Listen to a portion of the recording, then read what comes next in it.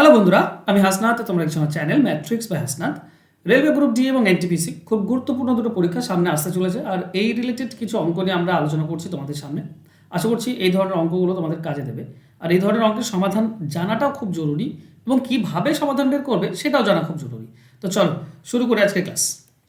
দেখো, প্রথম প্রশ্ন এরকম দিয়েছে, স্টপেজ না দিলে একটি বাসের গতিবেগ 54 কিমি প্রতি ঘন্টা, আর স্টপেজ দিলে 45 কিলোমিটার প্রতি ঘন্টা। ঘন্টায় কতবার দাঁড়াবে যদি প্রতিটি স্টপেজে 60 সেকেন্ড করে দাঁড়ায়? এখানে কত সময়ের জন্য স্টপেজ দেয় সেটা চাইনি, চেয়েছে 60 সেকেন্ড করে যদি এক এক স্টপেজে দাঁড়ায় তাহলে মোট কতগুলি স্টপেজ দিয়েছে বাসটি। দেখো, আমরা শিখেছি কি কত সময় আমাদের স্টপেজটা দেয়, কত সময় টোটাল, সেটা বের করার একটা সহজ নিয়ম আছে। নিয়মটা কি না, যে দুটি যে গতিবেগ বলা আছে সে দুটি বিয়োগ উপরে 54 মাইনাস 45 আর নিচে অরিজিনাল মানে 54 কিলোমিটার, ঠিক আছে, ইন্টু 60 দিয়ে গুণ করলে আমরা পেয়ে যাই। ঠিক আছে, মানে উপরে হবে দেখো 9, নিচে হবে 54 ইন্টু 60, তার মানে হচ্ছে 9 6 54, 6 দিয়ে 60 কাটে 10, 10 মিনিট দাঁড়াবে।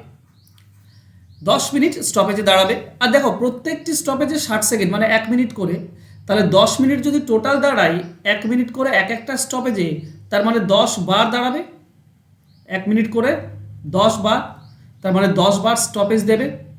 তো ঘন্টায় কতবার দাঁড়াবে? 10 বার। অ্যান্সার হবে অপশন এ। এই অঙ্কটিকে তোমরা নর্মালি যদি বুঝতে না পারো তাহলে আমি আরেকভাবে তোমাদেরকে বলে দিই, যাতে করে তোমাদের পুরো জিনিসটা মাথায় চলে আসে।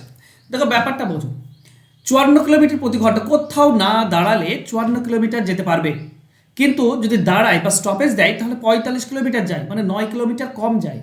9 কিলোমিটার কম যায় কেন? কারণ সে স্টপেজ দিচ্ছে, সে দাঁড়াচ্ছে মাঝে মাঝে। তাহলে টোটাল যত সময় সে নষ্ট করলো তাতে 9 কিলোমিটার কম যাবে। তাহলে এই 9 কিলোমিটার মানে কতটা সময়?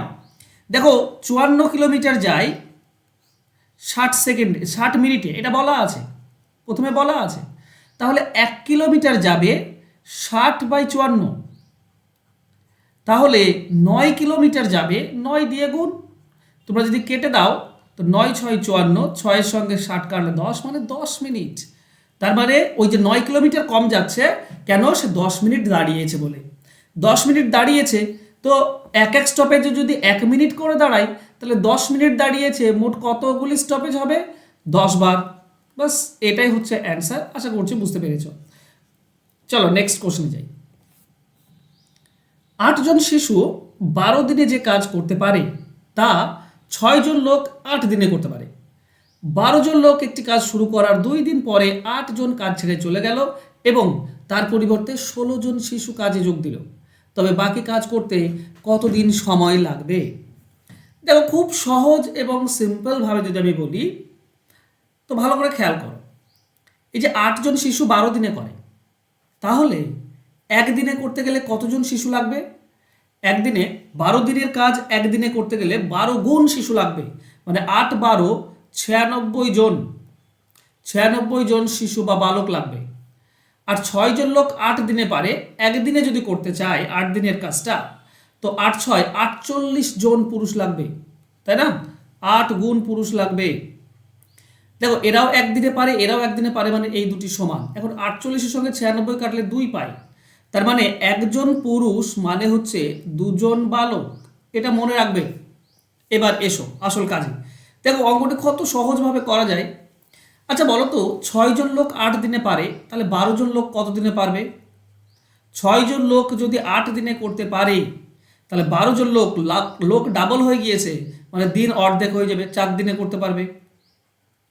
6 জন লোক 8 দিনে, তাহলে 12 জন লোক 4 দিনে করে দেবে। এখন বলেছে কি 12 জন লোক কাজটি শুরু করার 2 দিন পর, মানে 12 জন লোক 2 দিন কাজ করেছে, তাহলে 12 জন লোক যদি 2 দিন কাজ করে তাহলে পড়ে থাকে কি 12 জন লোকের আর 2 দিনের কাজ পড়ে আছে, আর 2 দিনের কাজ পড়ে আছে। এবার হয়েছে কি 8 জন কাজ ছেড়ে চলে গিয়েছে আর 16 জন শিশু যোগ দিয়েছে। দেখো, 8 জন লোক আর 16 জন শিশু তো সেম, তাই নয় কি? 8 জন কাজ ছেড়ে চলে গেল আর 16 জন যোগ দিয়েছে শিশু।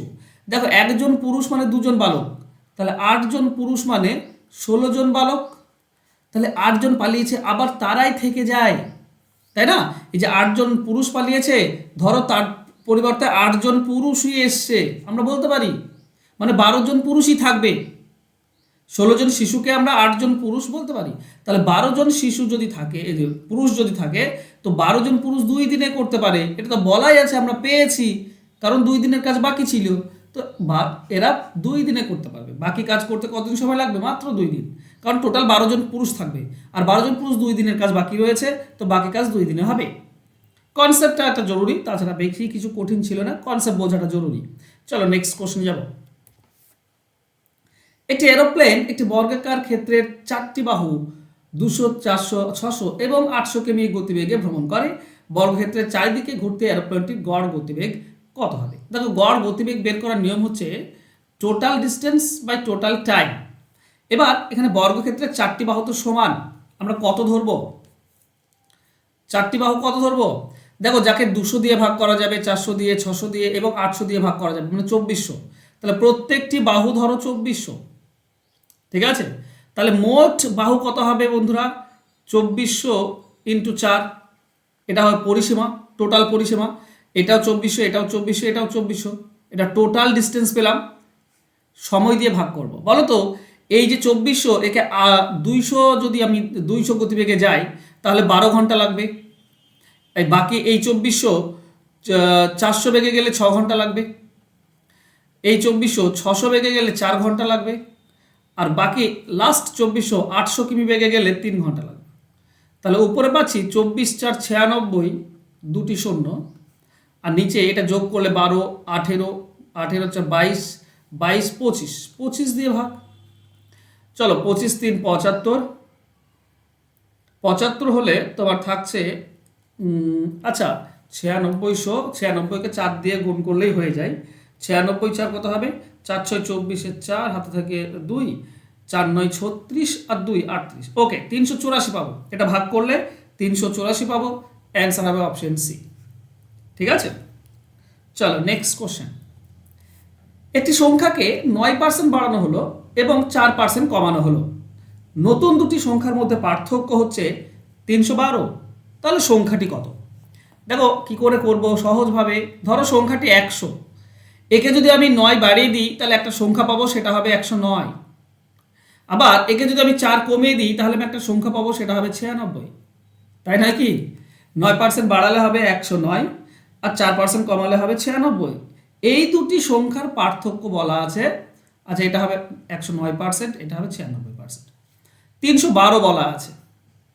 তোমরা যদি পার্সেন্টেজের পার্থক্য দেখো তো কত পার্থক্য হবে? 4 আর 9 13%-এর পার্থক্য আছে।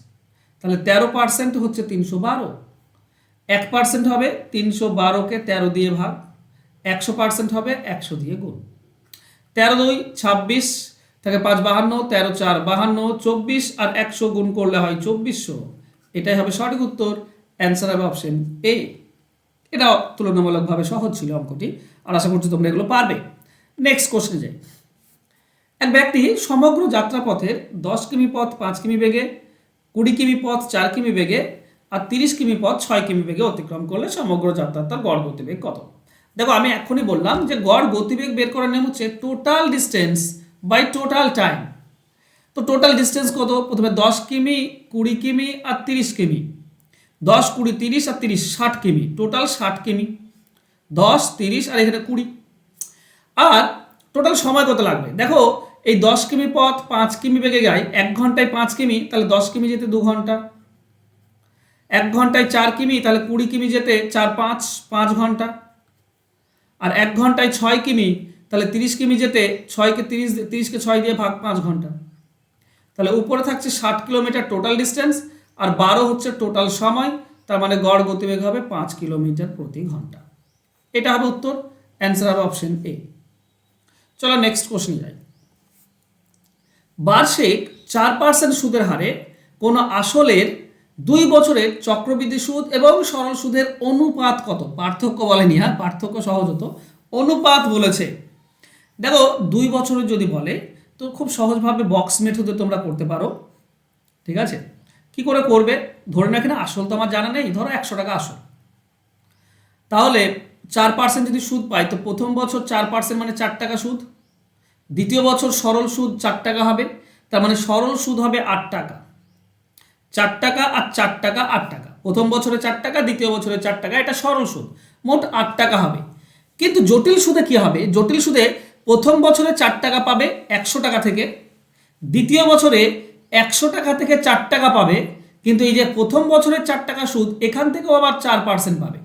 এই হচ্ছে ব্যাপার, মানে প্রথম বছরের সুদটাও যোগ হয়ে যায় দ্বিতীয় বছরে। তো 100 টাকা পাবে, আবার 4 টাকা, দুটো ক্ষেত্রে পাবে। 100 টাকাতে পাবে 4 টাকা, আর 4 টাকায় কত পাবে? 4 টাকার 4% হচ্ছে 4/100, তার মানে 16/100, অর্থাৎ 0.16।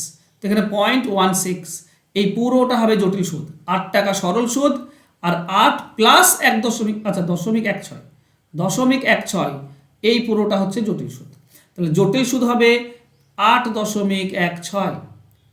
এই কলামটা হচ্ছে শুধুমাত্র সরল সুদ, আর পুরোটা যোগ করলে জটিল সুদ। তাহলে সরল সুদ পেলাম আমি 8, আর জটিল সুদ হচ্ছে 8.16। দশমিক তুলে দাও, তাহলে এদিকে দুটি শূন্য হবে, ঠিক আছে? 800 আর এদিকে 816 পাচ্ছি আমরা। কয় দিয়ে কাটতে পারি? 4 দিয়ে কেটে দাও। 4 2 8, তার মানে 200। এটা 4 2 8, 4 4 16, মানে 204। ওকে, আবারও 4 দিয়ে যাই। 200-কে 4 দিয়ে কাটলে 50, আর এটাকে 4 দিয়ে কাটলে 5 1 51। তো 50 51, অ্যান্সার হবে অপশন বি। ঠিক আছে, এটা কাটাকাটি করলে 50 51 আসছে, এটাই হবে অ্যান্সার বি। ওকে বন্ধুরা, তোমরা রেলওয়ে গ্রুপ ডি এর জন্য নতুন ব্যাচ, সেটাতে ভর্তি হতে পারো, কিংবা যদি সুবির দাসের পুরো বইটার সমাধান করতে চাও তাহলে তোমরা আমার সঙ্গে লাইভ ক্লাসে সমাধান করতে পারো সুবির দাসের পুরো বইটা। কিচ্ছু না, রেলওয়ের জন্য এই যে ফোন নাম্বার দেওয়া আছে, যোগাযোগ করে নিও, বাকি ডিটেলস তোমাদের স্ক্রিনে দেওয়াই আছে। আর সুবির দাসের জন্য যদি ভর্তি হতে চাও, প্রত্যেকটি চ্যাপ্টার পেয়ে যাবে, চ্যাপ্টার বাই চ্যাপ্টার সলিউশন। এখানেও ফোন নাম্বার দেওয়া আছে, যোগাযোগ করে নিও, খুবই কম পয়সাতে তোমরা পুরোটার সমাধান পেয়ে যাবে সুবির দাসের। প্লাস রেলওয়ে গ্রুপ ডির A to Z তোমরা পেয়ে যাবে তোমরা 299 টাকা দিয়ে। তো ফোন নাম্বার নিচে দেওয়া আছে, যোগাযোগ করে নিও। থ্যাংক ইউ সো মাচ, আর দেখা হবে নেক্সট ক্লাসে। ততক্ষণ ভালো থেকো, সুস্থ থেকো, ধন্যবাদ।